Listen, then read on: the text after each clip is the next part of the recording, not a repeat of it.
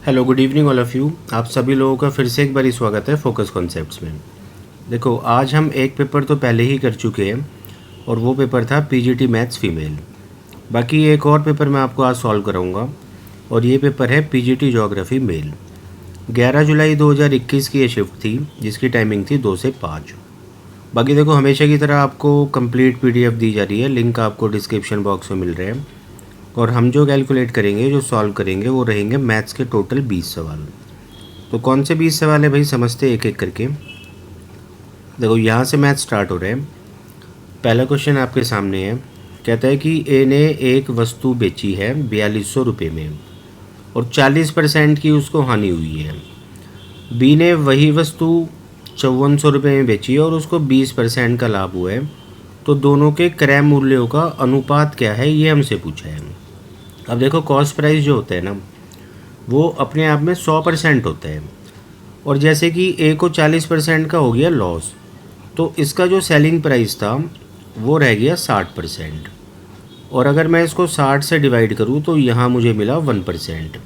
और 100 से मल्टीप्लाई करने पे मिला 100%। और 100% मैंने आपको समझाया सीपी होते हैं। इसी तरीके से आप बी का भी सीपी निकाल सकते हो। 5400 रुपये जैसे कि इसका सेलिंग प्राइस है और 20% का उसको प्रॉफिट हुआ है, यानी सीपी में 20, प्रॉफिट तो जुड़ता है 120। 120% की वैल्यू है, यहाँ से आपको 1% की मिली, 100 से करोगे 100% की मिली। अभी दोनों के सीपी है भाई, इसको कैलकुलेट करना है। देखो, ये 4 0 तो काट ही दो, 60 से 2 बारी कटा, 2 से ये नंबर 27 बारी कटा और 3 से दोनों नंबर कट रहे हैं 14 बारी और ये नंबर 9 बारी। तो 14:9 इस सवाल का होगा आंसर। इसके बाद देखो, आपको क्वेश्चन नंबर 2 नज़र आ रहा है। ये भी बहुत आसान सा सवाल है। कहता है मेज और कुर्सी के मूल्यों का अनुपात 6:5 है। मेज का मूल्य कुर्सी के मूल्य से 1220 रुपये अधिक है। बाकी ये चीज़ तो देखो आपको नज़र आ रही है रेशियो में भी। मेज का मूल्य आपको 1 यूनिट ज़्यादा नज़र आ रहा है कुर्सी से, बस उसी 1 यूनिट की ये वैल्यू थी। और आपको देखो कुर्सी का मूल्य निकालना है जो कि 5 यूनिट है। तो आप सिंपली 5 की गुणा करोगे 1220 में और यहाँ से कैलकुलेट करने पे आपको 6100 मिल रहा है बहुत आसानी से। इसके बाद देखो, क्वेश्चन नंबर 3 आपको नज़र आ रहा है। एक टेबल आपको यहाँ दिखा रखी है और टेबल में बता रखा है कि देखो, ये तो अलमारी है और इन अलमारी में B1 और B2 दो तरीके की किताबें कितनी कितनी रखी है, वो आपको संख्या दे रखी है।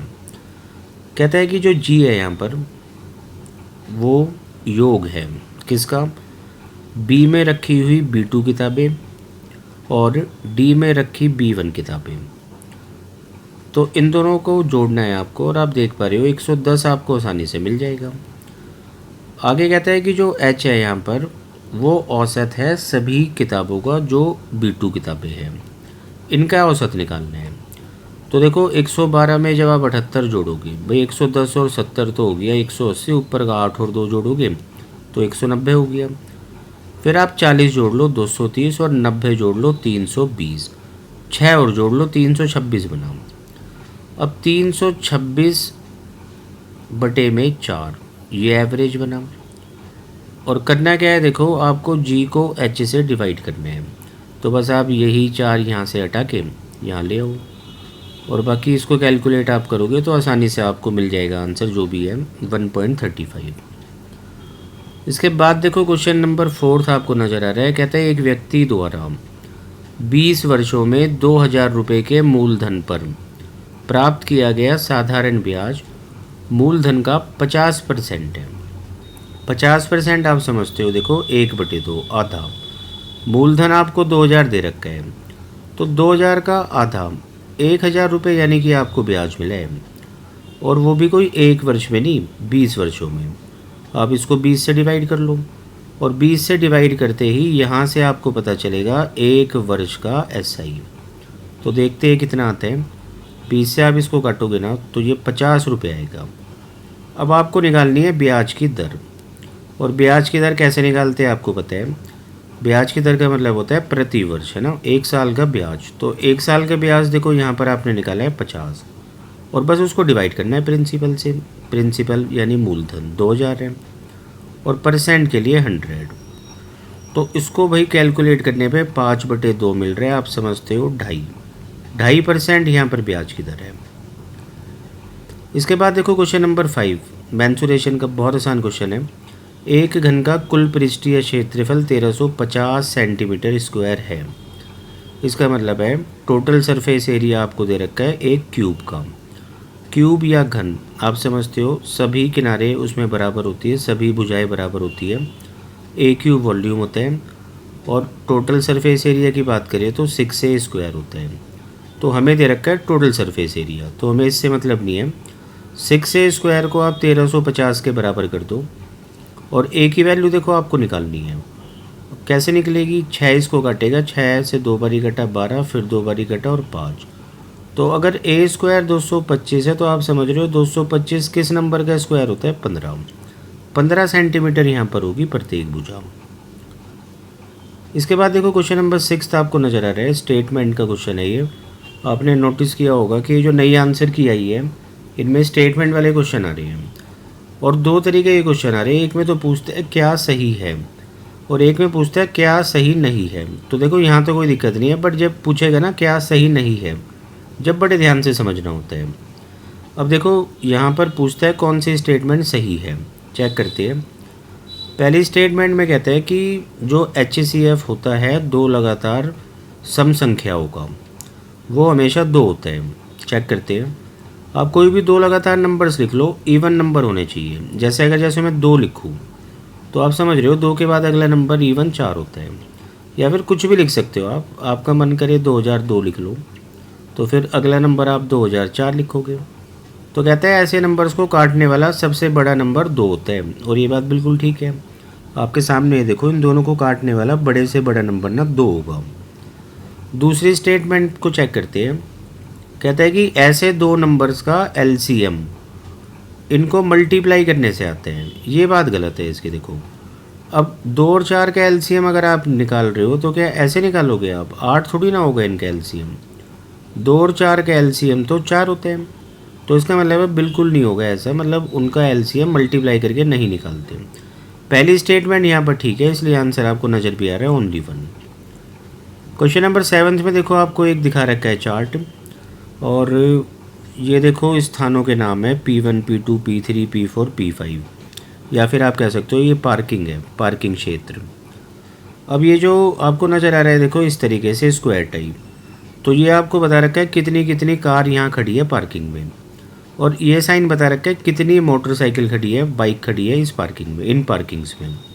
सवाल समझते हैं क्या कहते हैं। फिर से देखो 2 कथन यहाँ पर आपको दिए स्टेटमेंट, और जो मैं ऊपर डिस्कस कर रहा था वही बात यहाँ आ गई। पूछा है कि क्या सही नहीं है, तो सिंपली इसका मतलब सिर्फ इतना सा है कि जो स्टेटमेंट गलत होगी आपको वो आंसर करना है यहाँ पर, जो स्टेटमेंट गलत होगी। तो चेक करते हैं भाई कौन सी स्टेटमेंट यहाँ पर गलत है। पहली स्टेटमेंट में कहते हैं कि प्रति पार्किंग क्षेत्र कारों की औसत संख्या 222.5 है। कहने का मतलब क्या है कि ये जो आपको कार्स नज़र आ रही है ना, देखो 120 हुआ, 80 हुआ, 240 हुआ, 250 हुआ और 160 हुआ, तो इनका एवरेज कहता है 222.5 होना चाहिए। चेक करते हैं। 120 और 80 200, 200 और 240 440, 160 पहले जोड़ लेते हैं उसमें 600 और 250 850। जबकि यहाँ पर नंबर ऑफ पार्किंग्स 5 है, तो 5 से डिवाइड करने पे देखो जो भी आएगा ना कम से कम पॉइंट में नहीं जाने वाला। तो ये स्टेटमेंट गलत है और हमें आंसर में इसको बताना है। कहने का मतलब है हमें वही बताना था जो गलत है, तो 1 तो हम बताएंगे। अब सेकंड चेक करते हैं। सेकंड में कहते हैं P1 और P4 में जो बाइकों की कुल संख्या है, देखो थोड़ा सा ऊपर करते हैं, P1 और P4, देखो ये P1 है और ये P4 है, और यहाँ पर जो बाइकों की संख्या है तो आपको नज़र आ रही है 190 और P4 में 280। जब इन दोनों को आप जोड़ोगे ना 190 और 280 को जोड़ते देखो 200 और 100 390 और 80 470 बना। तो कहता है कि ये जो 470 है ये P2 और P5 में कारों की संख्या की इतनी प्रतिशत है। चेक करते हैं देखो P2 और P5 में कारों की संख्या, यहाँ आपको 160 नज़र आ रहे हैं, यहाँ 80, तो ये 240 बना, और परसेंट के लिए 100। तो अब आपको चेक करना है कि क्या ये 195.83% बनाता है क्या। चेक करते हैं, देखो एक एक ज़ीरो आप काट दो, उसके बाद देखो कुछ मत काटो, आप मल्टीप्लाई कर लो 4700 को 24 से और सीधा डिवाइड ही कर देते हैं।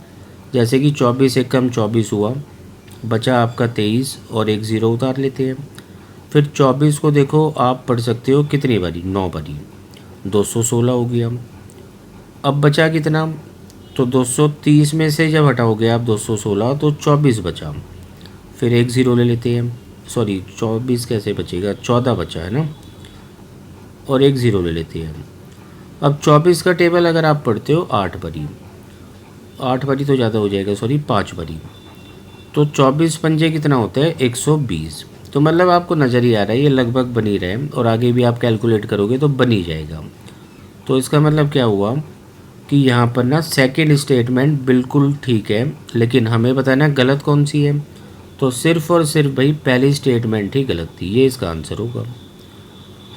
उसके बाद देखो क्वेश्चन नंबर 8 था, आपको नज़र आ रहा है, सिंप्लीफिकेशन क्वेश्चन है, आप खुद भी कर सकते हो, बाकी मैं आपको बता देता हूँ। देखो 18 में आप क्या जोड़ोगे, 45 गुना 25।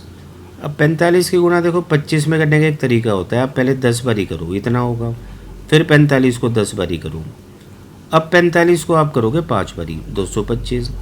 तो जोड़ने पर आपको कितना मिल रहा है, देखो 5 5 5 10 2 12, 4 4 8 और 1 9 और 2 11, 1125।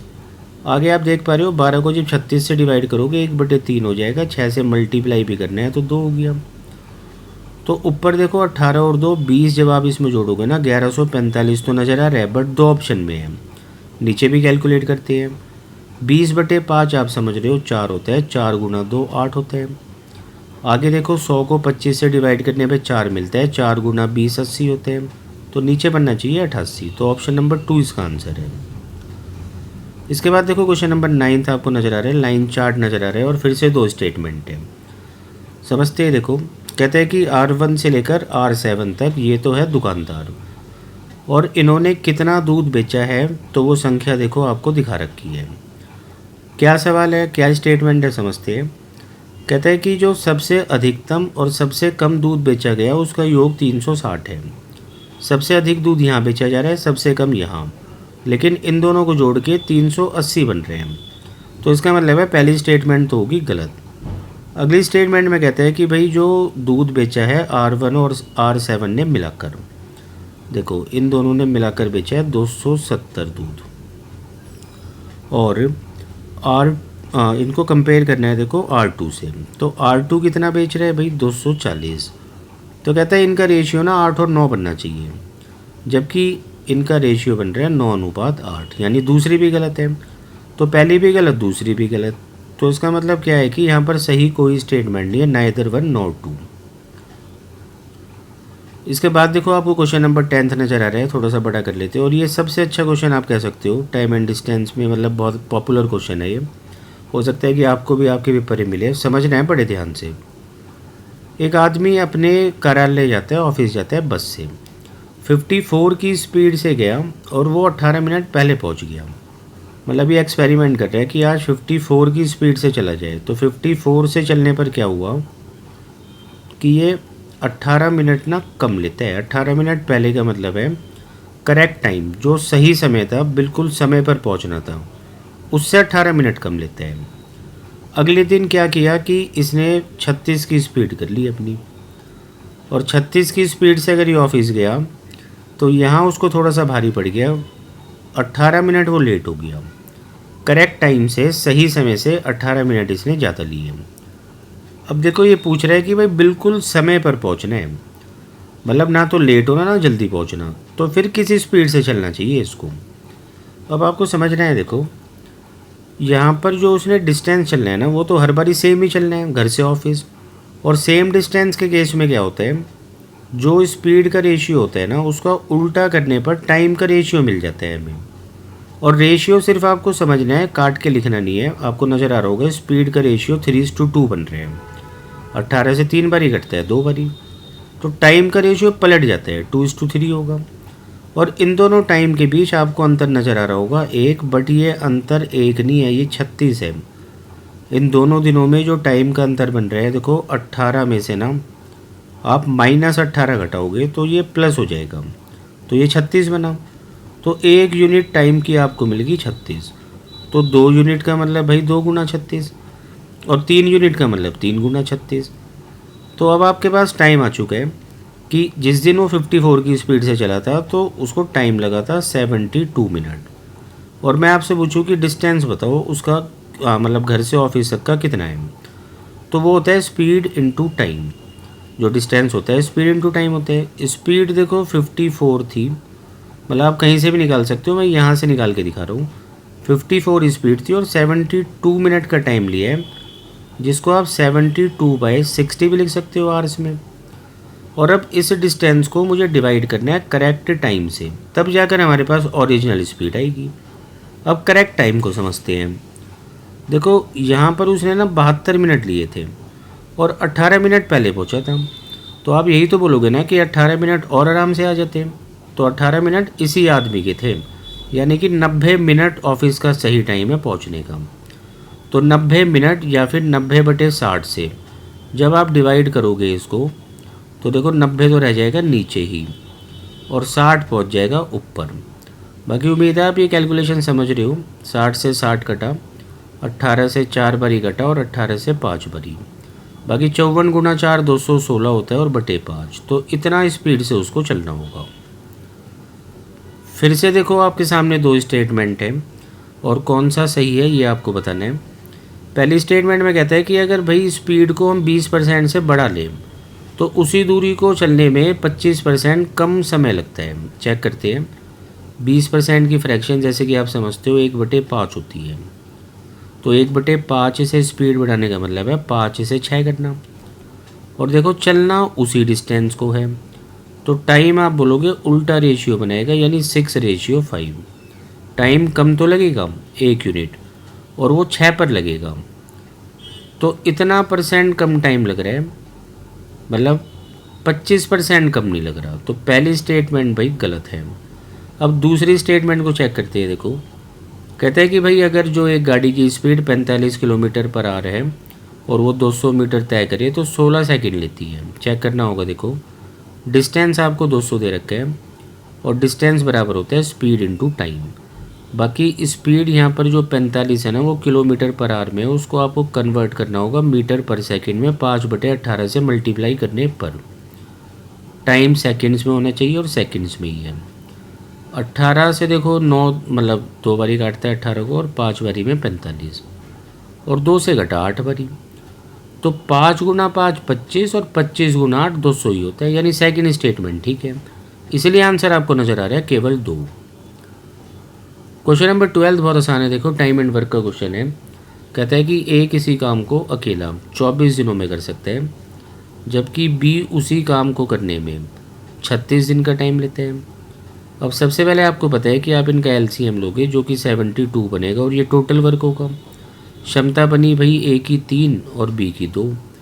अब हमें जो काम करवाना है देखो पूरा नहीं करवाना, बल्कि इस टोटल का 3/8 हिस्सा करवाना है, जो कि बन रहा है देखो 27। तो 27 काम करने में ये दोनों मिलकर कितना टाइम लेंगे, जबकि इनका काम 1 दिन का 5 है। तो आप बोलोगे 27/5 दिन। यही इस सवाल का आंसर है। इसके बाद देखो क्वेश्चन नंबर 13 आपको नज़र आ रहा है। अगर देखो आप इसको शुरुआत से पढ़ते हो ना तो आपको लगेगा बड़ा ख़तरनाक क्वेश्चन है। घनाभ की ऊंचाई उसकी चौड़ाई से 4 सेंटीमीटर कम है, लंबाई जो है चौड़ाई से 6 सेंटीमीटर अधिक है। लेकिन जब आप इस लाइन को पढ़ते हो तो आपको समझ में आ रहा है सवाल बिल्कुल आसान है। कहने का मतलब है लंबाई आपको यहाँ पर साफ साफ दे ही दी, लेंथ जो है वो 20 है। अब चौड़ाई जिसको हम ब्रेड्थ बोलते हैं, मैं बी लिख रहा हूँ। लंबाई जो है ना देखो चौड़ाई से 6 सेंटीमीटर अधिक थी, मतलब ये 6 सेंटीमीटर अधिक है चौड़ाई से। तो आप बोलोगे चौड़ाई 6 कम होगी 14 होगी, और ऊंचाई 4 कम है चौड़ाई से तो 10 होगी। बाकी देखो घनाभ का जो होता है ना आयतन, मतलब कि क्यूबॉइड का वॉल्यूम LBH होता है। सिंपली आपको 20 गुना 14 गुना 10 करना है और मल्टीप्लाई करने पर आपको बहुत आसानी से 2800 मिल जाएगा। इसके बाद देखो भाई क्वेश्चन नंबर 14, ये थोड़ा सा एल्जेब्रिक है, इसको समझते हैं। देखो भाई इस क्वेश्चन को ना आप ऐसे समझो जैसे मैं आपसे पूछूं कि under root of A square plus B square plus 2ab क्या होता है? तो आप समझ रहे हो कि ये पूरा का पूरा फॉर्मूला होता है a प्लस बी का। तो आप इसको लिखोगे कि a प्लस बी का होल स्क्वायर, और होगा क्या कि स्क्वायर से ही अंडर रूट ख़त्म हो जाएगा और आप बोलोगे इसका अंडर रूट ना a प्लस बी होता है। अब सवाल जो आपके सामने है, तो ये फॉर्म भी ना a square plus B square plus 2ab है।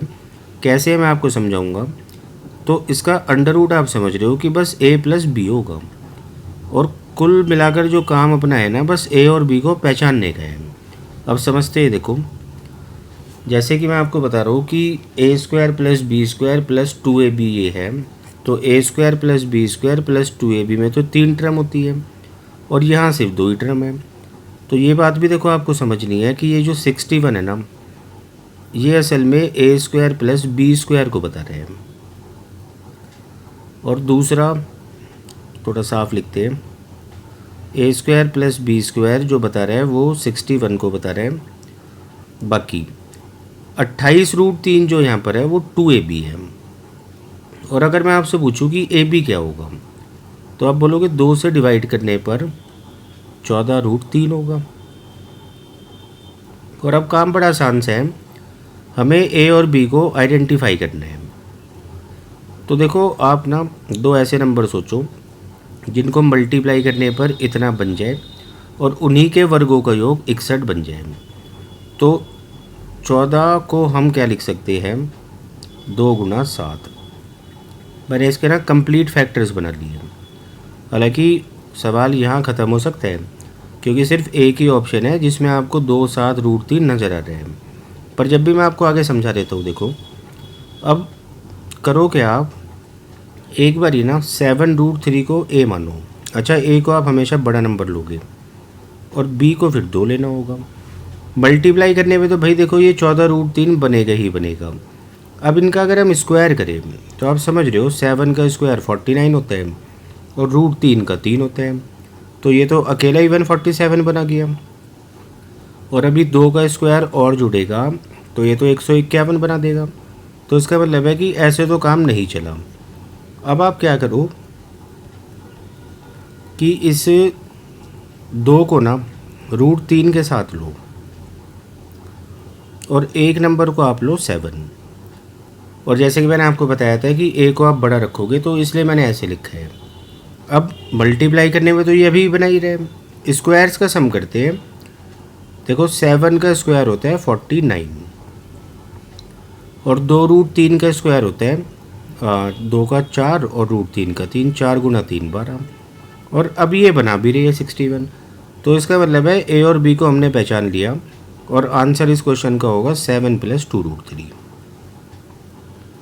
क्वेश्चन नंबर 15 आपको नजर आ रहा है। देखो इससे पहले जो मैंने आज पेपर कराया है ना आपको पीजीटी मैथ्स फीमेल, उसमें भी पार्टनरशिप का एक क्वेश्चन था और मैंने आपको बताया था कि जो प्रॉफिट मिलता है पार्टनर्स को, तो 2 चीज़ें हमें देखनी होती है उस पार्टनर की। एक तो पैसा कितना लगाया जिसको कैपिटल बोलते हैं, और दूसरा कितने टाइम के लिए लगाया। तो देखो 3 पार्टनर्स हैं यहाँ पर, तीनों का ना C/T हम चेक करेंगे।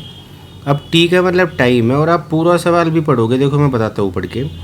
कहता है तीनों ने मिलकर 39,000 रुपये निवेश किए। वर्ष के अंत में जब लाभ बांटने की बात आई तो A को 1440 रुपये दिए गए, B को 1560 और C को 1680।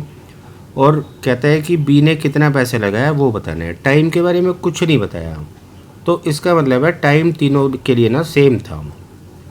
तो इसका मतलब है टाइम जो भी आप लिखोगे वो कैंसिल ही होगा। तो प्रॉफिट अब जो इनको मिलेगा ना, देखो वो मिलेगा इनके कैपिटल के अनुपात में, मतलब जो इन्होंने निवेश किया उसी अनुपात में। या फिर इसका अगर हम उल्टा समझे कि प्रॉफिट का जो रेशियो होगा वो भी बिल्कुल वही होगा जिसमें इनका निवेश था। और प्रॉफिट देखो हमारे पास तीनों के हैं, तो आप तीनों प्रॉफिट का ना रेशियो निकालो। देखो एक तो 1440 मिल रहा है A को, B को मिल रहा है 1560 और C को मिल रहा है 1680। तो एक एक ज़ीरो काटने के बाद 12 से ये नंबर कट रहे, 12 बारी 13 बारी और ये नंबर 14 बारी। तो प्रॉफिट अगर इस रेशियो में है तो इसका मतलब कैपिटल भी इसी रेशियो में रहा होगा। और अगर कैपिटल का रेशियो यही है तो इसको आप जोड़ के देखो, 12 और 13 25 और 14 39, जबकि ये बता रहा है कितना टोटल 39,000। तो हज़ार हज़ार से आप गुना करो और तीनों का पता लगा सकते हो किसने कितना पैसा लगाया है।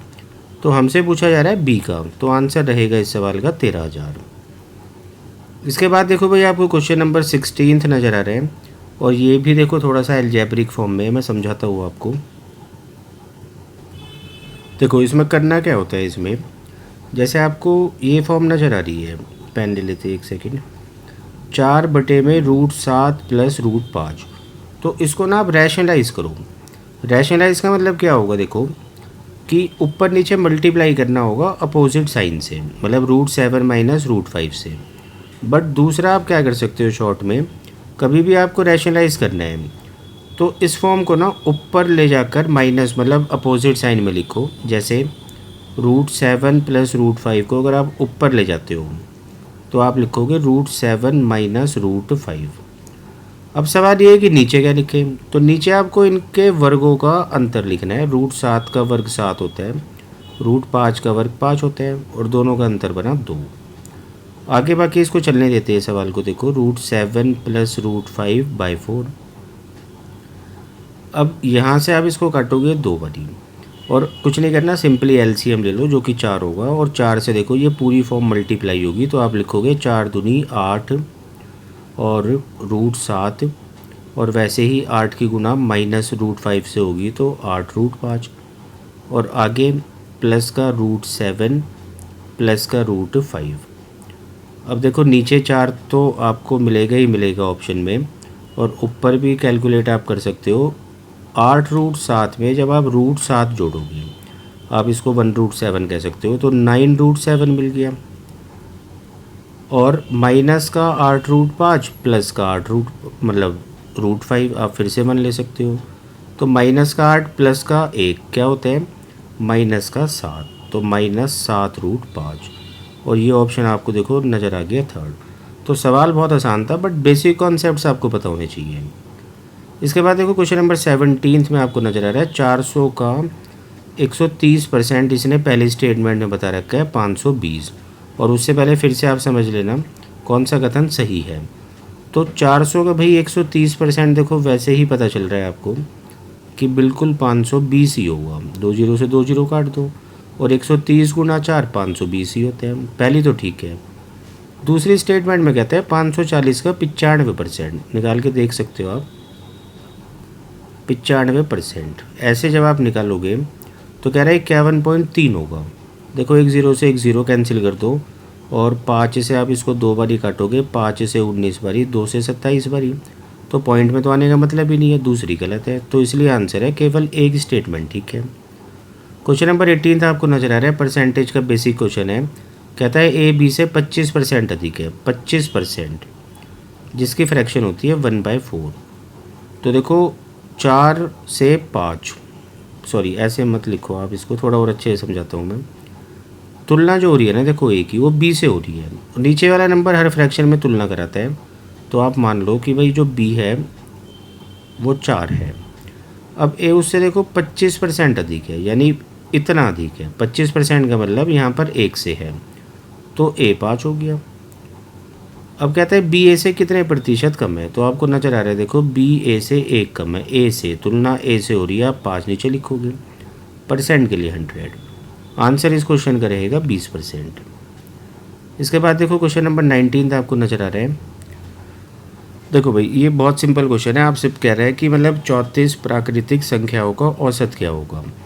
प्राकृतिक संख्याओं का मतलब इंग्लिश में होता है नेचुरल नंबर, जो शुरुआत जिनकी होती है 1 से।